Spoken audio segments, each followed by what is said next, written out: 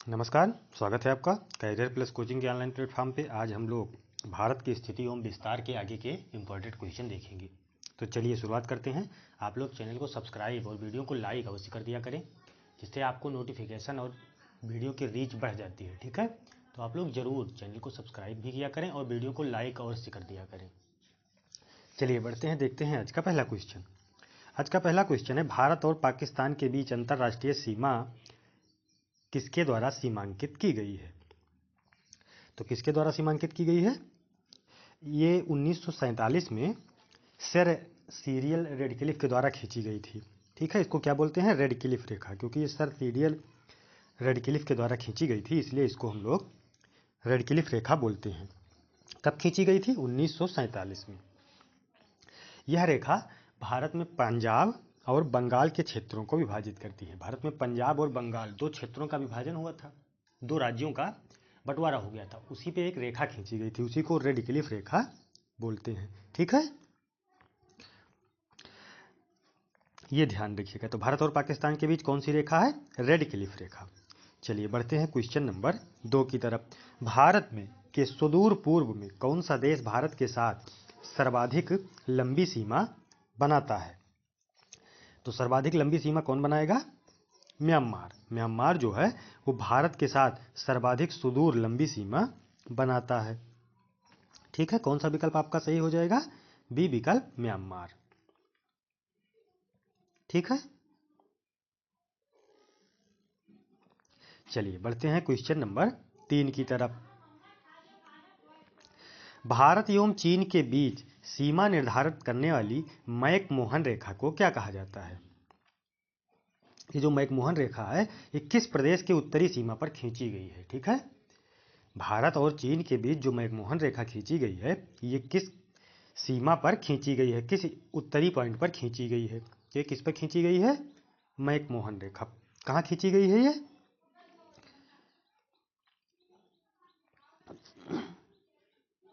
तो मैकमोहन रेखा कहाँ खींची गई? अरुणाचल प्रदेश। अरुणाचल प्रदेश और चीन के बीच यह रेखा खींची गई है। ठीक है, ध्यान रखिएगा।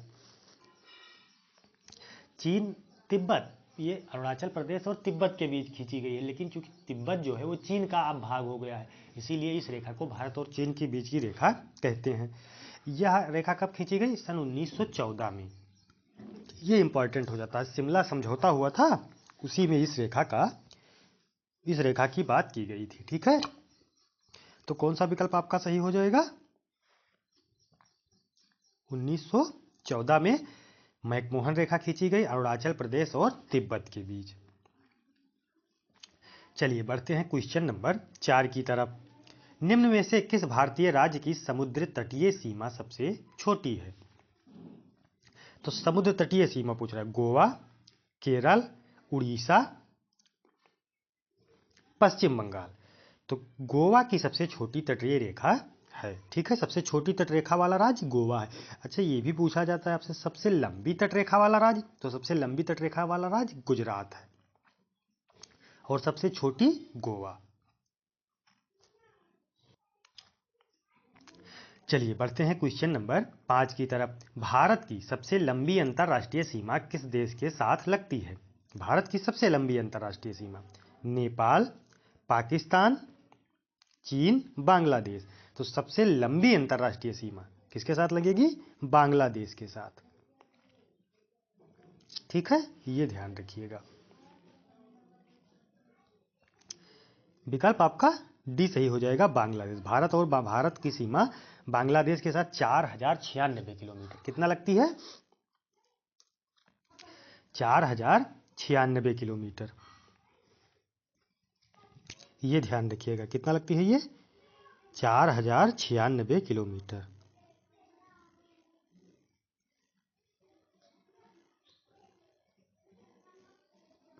ठीक है, भारत और बांग्लादेश की सीमा 4096 किलोमीटर की लगती है। चलिए बढ़ते हैं क्वेश्चन नंबर 6 की तरफ। सबसे छोटी स्थलीय सीमा भारत की किस देश के साथ लगती है? अफगानिस्तान, नेपाल, म्यांमार, भूटान। तो सबसे छोटी सीमा किसके साथ लगती है? अफगानिस्तान के साथ। ये कितनी लगती है? ये कितनी सीमा लगती है? कुल 106 किलोमीटर की। ठीक है, ये ध्यान रखिएगा। भारत और अफगानिस्तान के बीच की सीमा रेखा कितनी है? 106 किलोमीटर की। ठीक है, ये ध्यान रखिएगा आप लोग।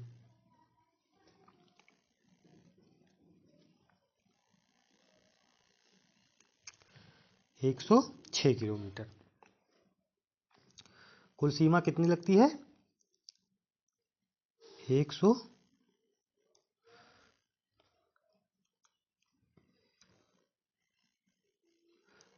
किलोमीटर।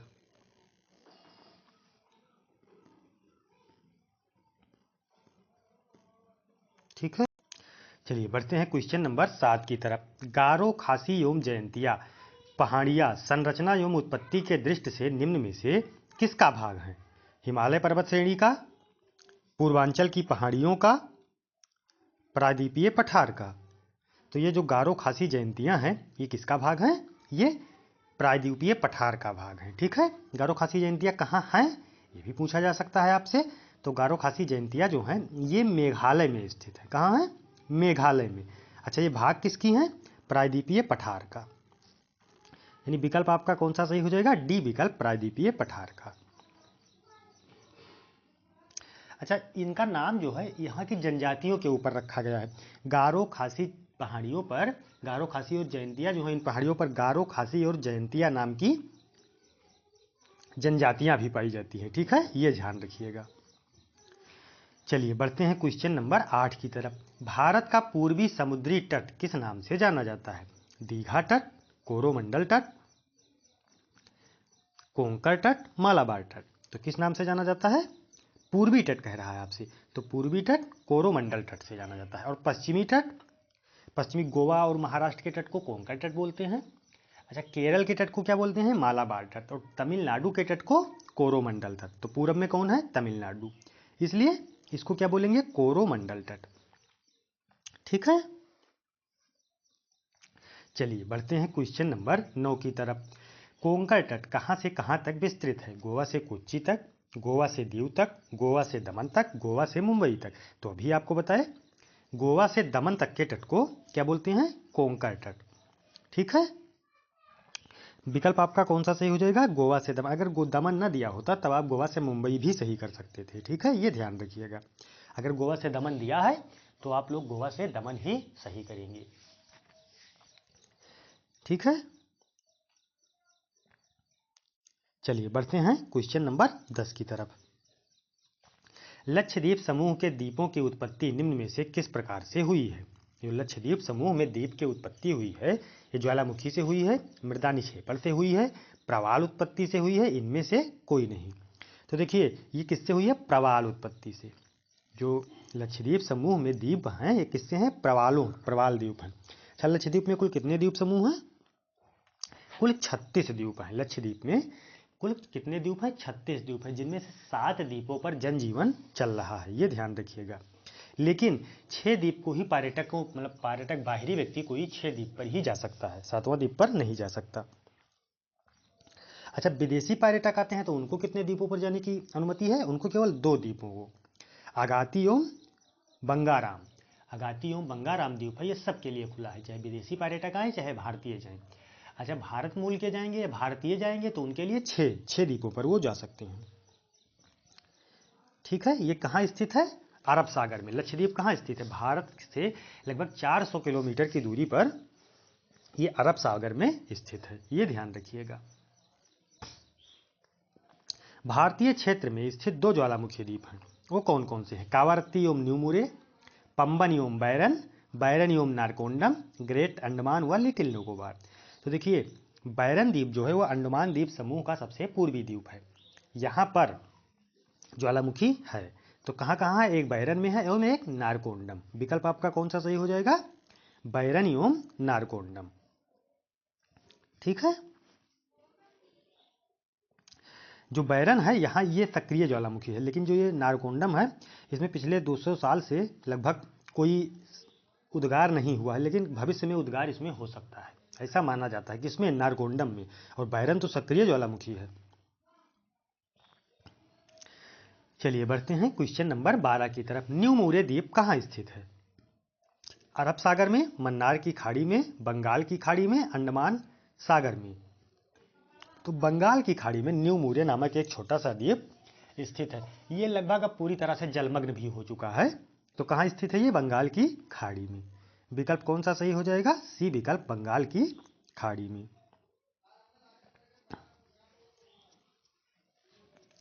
फिर अगला क्वेश्चन है, स्वतंत्रता से पूर्व कौन सा भारतीय क्षेत्र काला पानी के नाम से जाना जाता था? लक्षद्वीप समूह, अंडमान निकोबार द्वीप समूह, दीव, आलिया बेट या खादिया बेट।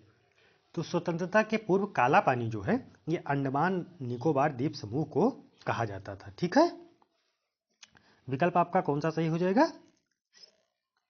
बी विकल्प, अंडमान निकोबार द्वीप समूह। ठीक है, चलिए बढ़ते हैं क्वेश्चन नंबर 14 की तरफ।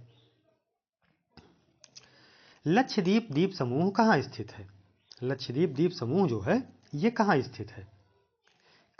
अरब सागर में, बंगाल की खाड़ी में, हिंद महासागर में, इनमें से कोई नहीं। तो लक्षद्वीप कहाँ स्थित है? भारत की मुख्य भूमि से लगभग 400 किलोमीटर दूर अरब सागर में, यानी भारत के पश्चिम में। भारत के पश्चिम में कौन सा सागर है? अरब सागर। अरब सागर में ये स्थित है।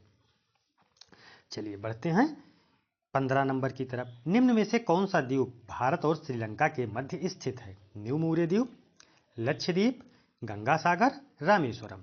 तो भारत और श्रीलंका के मध्य पूछ रहा है, तो भारत और श्रीलंका के मध्य रामेश्वरम स्थित है। ठीक है, यानी विकल्प आपका कौन सा सही हो जाएगा? डी विकल्प, रामेश्वरम। रामेश्वरम कहाँ है? तमिलनाडु में। भारत की मुख्य भूमि का सबसे दक्षिणतम पॉइंट भी है। कौन है? रामेश्वरम, मुख्य भूमि का। और वैसे भारत का सबसे दक्षिणतम पॉइंट इंदिरा पॉइंट है, जो कहाँ स्थित है? अंडमान निकोबार द्वीप समूह में। ठीक है, रामेश्वरम तमिलनाडु के किस जिले में स्थित है? रामनाथपुरम में। ठीक है, रामेश्वरम हिंदुओं का एक बहुत पवित्र तीर्थ स्थल है, ये ध्यान रखिएगा। कहाँ स्थित है ये? तमिलनाडु के रामनाथपुरम में। चलिए बढ़ते हैं 16 नंबर की तरफ। लक्षद्वीप द्वीप समूह में कुल कितने द्वीप हैं? लक्षद्वीप में कितने द्वीप समूह हैं? 17, 27, 36, 47। तो लक्षद्वीप में अभी आगे बताए थे आपको कुल 36 द्वीप हैं, जिनमें से 7 द्वीपों पर जनजीवन चल रहा है, 6 द्वीपों पर भारतीय पर्यटकों को जाने की अनुमति है, 2 द्वीप पर केवल 2 द्वीप कौन से हैं उनके नाम याद रखिएगा, जो जहां विदेशी पर्यटक जा सकते हैं, अगाती एवं बंगाराम। अगाती एवं बंगाराम द्वीप जो हैं यहाँ पर विदेशी पर्यटक भी जा सकते हैं। चलिए बढ़ते हैं 17 नंबर की तरफ। दक्षिणी गंगोत्री क्या है? दक्षिण गंगोत्री क्या है? प्रायद्वीपीय भारत की एक नदी, भारतीय नौसेना का एक युद्ध जलपोत, उत्तरी ध्रुव में स्थापित भारतीय वैज्ञानिक अनुसंधान केंद्र, दक्षिणी ध्रुव में स्थापित भारतीय वैज्ञानिक अनुसंधान केंद्र। तो कौन सा हो जाएगा? इसमें कौन सा विकल्प सही हो जाएगा? दक्षिणी ध्रुव में स्थापित भारतीय वैज्ञानिक अनुसंधान केंद्र। ठीक है, विकल्प कौन सा सही हो जाएगा? डी विकल्प। फिर अगला क्वेश्चन करा, वर्तमान में भारत के किस स्थान को सफेद पानी के नाम से जाना जाता है? किस स्थान को सफेद पानी? लेह, लद्दाख, कारगिल, सियाचिन। तो सफेद पानी किसको जाना जाता है? जहां वर्ष भर लगभग बर्फ जमी रहती है, सियाचिन। सियाचिन जो है ये समुद्र तल से लगभग कितनी ऊंचाई पर है? 5753 मीटर की ऊंचाई पर स्थित है।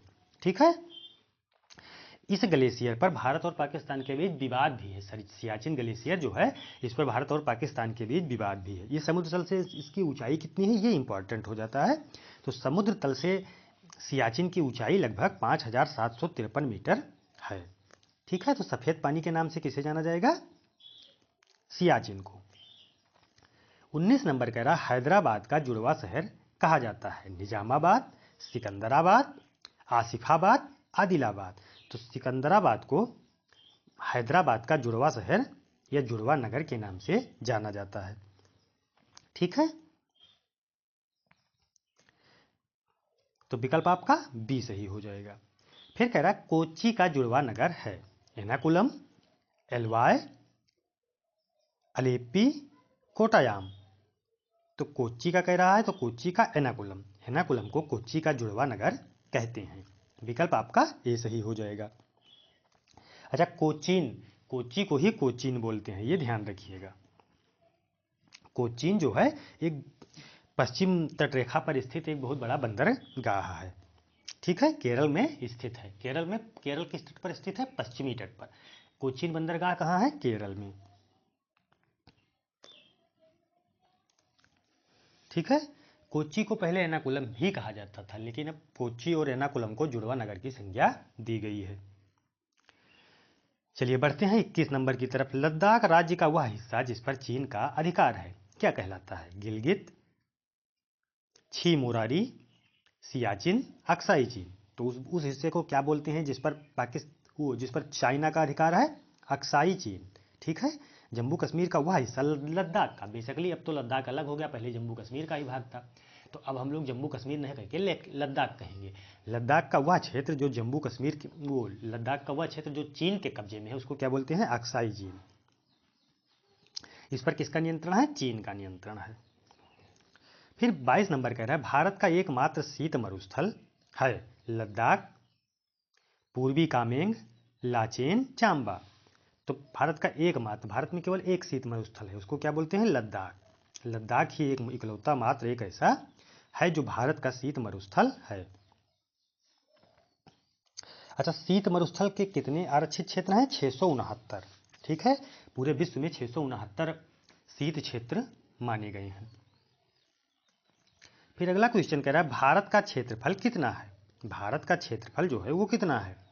32,57,405 वर्ग किलोमीटर, 32,68,276 किलोमीटर, 32,87,263 वर्ग किलोमीटर, 32,87,679 वर्ग किलोमीटर।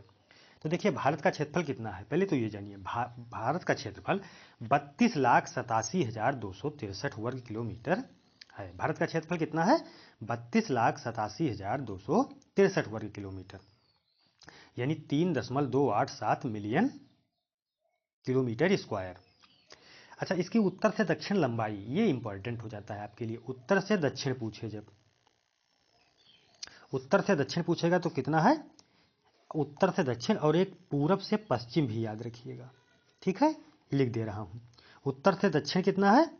3055 किलोमीटर। उत्तर से दक्षिण 3055 किलोमीटर। पूरब से पश्चिम पूछेगा तो पूरब से पश्चिम कितना है? 2933। ये ध्यान रखिएगा, ये किलोमीटर है, ये भी किलोमीटर है। ठीक है, अब पता हो गया भारत का क्षेत्रफल कितना है? 32,87,263 वर्ग किलोमीटर। और पूरब से पश्चिम लंबाई 3055, पूरब से पश्चिम 3055, और पूरब से पश्चिम 2933, उत्तर से दक्षिण 3055। ये ध्यान रखिएगा। चलिए बढ़ते हैं 24 नंबर की तरफ। भारतीय उपमहाद्वीप मूलतः एक विशाल भूखंड का भाग था जिसे कहा जाता था जुरैसिक भूखंड, आर्यावर्त, इंडियाना, गोंडवाना लैंड। तो भारतीय जिस उपमहाद्वीप का भाग था उसको गोंडवाना लैंड बोलते थे, यानी विकल्प आपका डी सही हो जाएगा, गोंडवाना लैंड। ठीक है, ये ध्यान रखिएगा। चलिए बढ़ते हैं क्वेश्चन नंबर 25 की तरफ। निम्न में से किस राज्य से कर्क रेखा नहीं गुजरती? त्रिपुरा, छत्तीसगढ़, मणिपुर, मिजोरम। तो किस राज्य से कर्क रेखा नहीं गुजरती? त्रिपुरा से गुजरती है। मित्र पर गमछा झाड़, कल वाले वीडियो में इसको बहुत अच्छे से क्लियरिफाई किया गया है, तो कल वाला वीडियो आप लोग देख लीजिए। तो त्रिपुरा से गुजरती है, छत्तीसगढ़ से गुजरती है, मिजोरम से गुजरती है, लेकिन मणिपुर से नहीं गुजरती। कर्क रेखा भारत के 8 राज्यों से गुजरती है। कौन कौन? एक बार फिर सुन लीजिए। गुजरात, राजस्थान, मध्य प्रदेश, छत्तीसगढ़, झारखंड, पश्चिम बंगाल, त्रिपुरा और मिजोरम। इन्हीं 8 राज्यों से होकर भारत की कर्क रेखा गुजरती है। कर्क रेखा किसे कहते हैं? कर्क रेखा वह क्षेत्र है जहां पर सूर्य की सीधे किरणें पड़ती हैं, जिससे मौसम गर्म होता है। चलिए बढ़ते हैं 26 नंबर की तरफ। निम्न में से कौन सा कथन सत्य है? भारतीय पूर्णतः उत्तरी गोलार्ध में स्थित है, बिल्कुल सत्य है। भारत की आकृति चतुष्कोणीय है, हाँ ये भी है। क्षेत्रफल की दृष्टि से भारत विश्व में 7वें अथवा जनसंख्या की दृष्टि से पहले स्थान पर है। फिलहाल जनगणना नहीं हुई है, लेकिन पहले स्थान पर भारत आ चुका है। तो उपयुक्त सभी कथन सत्य हैं। तो कौन सा विकल्प सही हो जाएगा? सारे विकल्प इसके सही हैं, क्योंकि क्षेत्रफल की दृष्टि से भारत 7वें नंबर पर और जनसंख्या की दृष्टि से पहले नंबर पर है। भारत की आकृति चतुष्कोणीय है। भारत पूर्णतः उत्तरी गोलार्ध में भी स्थित है, इसीलिए विकल्प डी सही हो जाएगा। 27 नंबर कह रहा है भारत के उत्तर के मैदान से संबंधित निम्न में से कौन सा कथन असत्य है। भारत उत्तर का विशाल मैदान गंगा, ब्रह्मपुत्र और सतलज नदियों का मैदान है, ये भी सही है, तो ये सही है। आपसे असत्य पूछ रहा है यह नवनिर्मित मैदानी प्रदेश है, जी बिल्कुल नवनिर्मित मैदानी प्रदेश है। इस मैदान की मिट्टी चारनोजम प्रकार की है, नहीं यही गलत लग रहा है, आपसे असत्य पूछ रहा है, क्योंकि इस प्रकार की जो मैदान की मिट्टी होती है वो चारनोजम प्रकार की है, ये गलत है। क्योंकि भारत में उत्तर के मैदानों की भूमि जो है वो मुख्यतः जलोढ़ है, ठीक है। भारत में उत्तर मैदान की जो मिट्टी है क्योंकि वो नदियों द्वारा निर्मित होती है इसलिए वो जलोढ़ है, ठीक है, न कि चारनोजम। चारनोजम काली मृदा को चारनोजम मृदा बोलते हैं, ये ध्यान रखिएगा। चारनोजम मृदा कैसे बोलते हैं, काली मृदा को। तो भारत की सबसे ज़्यादा जो मिट्टी है वो जलोढ़ प्रकार की है, क्योंकि उत्तर का जो विशाल मैदान है, उत्तर के मैदान के बारे में ही आपसे पूछ रहा है। तो उत्तर के मैदान गंगा, ब्रह्मपुत्र और सतलज नदियों का मैदान है, तो नदियों का मैदान जलोढ़ होता है, इसीलिए यह विकल्प आपका गलत हो जाएगा, क्योंकि भारत उत्तर के मैदान की मिट्टी काली मिट्टी नहीं है। अच्छा ये सही है, इस मैदान की मिट्टी का निक्षेपण जो है वो 400 मीटर से 3000 मीटर तक की गहराई तक है, ये भी सही है। तो कौन सा विकल्प आपका सही हो जाएगा, असत्य, जो गलत होगा वही सत्य हो जाएगा। इस मैदान की मिट्टी चारनोजम प्रकार की है। फिर अगला क्वेश्चन 28 नंबर कह रहा है भारत की भौगोलिक स्थिति के संबंध में निम्न में से कौन सा कथन सत्य है। यह विषुवत रेखा के उत्तर में स्थित है, बिल्कुल सही है। अच्छा इसका उत्तर वो विस्तार दिया हुआ है 8 डिग्री 4 मिनट उत्तर से 37 डिग्री 4 मिनट उत्तरी अक्षांश के बीच, ये भी सही है। और पूरब से पश्चिम वाला देखिए 68 डिग्री 7 मिनट पूरब से 97 डिग्री 25 मिनट पूर्वी देशांतर के बीच स्थित है। तो यानी सारे विकल्प आपके सही दिए हुए हैं, इसलिए विकल्प उपयुक्त सभी सही है, डी विकल्प सही हो जाएगा। फिर कह रहा उस किस भारतीय राज्य की सीमा सर्वाधिक राज्यों की सीमा को स्पर्श करती है। तो सबसे ज्यादा किसकी सीमा स्पर्श करती है, उत्तर प्रदेश की। उत्तर प्रदेश की सीमा किसके किसके साथ लगती है, उत्तराखंड, हिमाचल प्रदेश, हरियाणा, राजस्थान, मध्य प्रदेश, छत्तीसगढ़, झारखंड, बिहार और एक केंद्र शासित प्रदेश दिल्ली। यानी 8 राज्यों से और एक केंद्र शासित प्रदेशों से भारत की सीमा लगती है, कुल 9 राज्यों से जब केंद्र शासित प्रदेश भी मिला लिया जाए। ठीक है, समझ में आया। तो सबसे ज्यादा किसकी सीमा लगती है, उत्तर प्रदेश की। कितने राज्यों से, 8 राज्यों से। कौन कौन, उत्तराखंड, हिमाचल प्रदेश, हरियाणा, राजस्थान, मध्य प्रदेश, छत्तीसगढ़, झारखंड और बिहार। लेकिन एक केंद्र शासित प्रदेश से भी लगती है, दिल्ली से, इसीलिए टोटल 9 हो जाएंगे। अगला क्वेश्चन है उत्तर प्रदेश की सीमाएं कितने राज्यों और केंद्र शासित प्रदेशों के साथ लगती है। जब आपसे केंद्र शासित प्रदेश भी जोड़ देगा तो 9 राज्य, अगर केंद्र शासित प्रदेश नहीं पूछता तो 8 राज्य, ये ध्यान रखिएगा। ठीक है, 30 क्वेश्चन थे। बाकी कमेंट में आप लोग बताएंगे क्लासेज आपको कैसी लगी। आप लोग चैनल को सब्सक्राइब और वीडियो को लाइक अवश्य किया करें, जिससे ज़्यादा से ज़्यादा लोगों तक यह कंटेंट पहुंच सके। धन्यवाद, फिर मिलते हैं नेक्स्ट सेशन में।